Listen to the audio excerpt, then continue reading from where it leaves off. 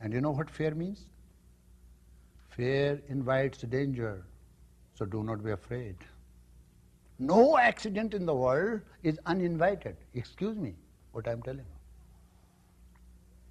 Any woman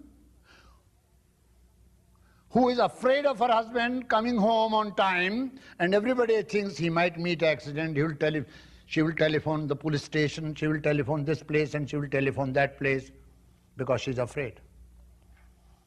One day she will definitely find her husband in the hospital, because she's inviting that trouble for him, and he is also inviting that if he buys that. You see.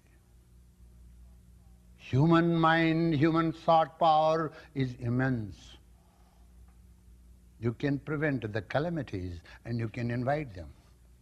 So remember, the sutra, my sutra is fear invites danger. Don't be afraid.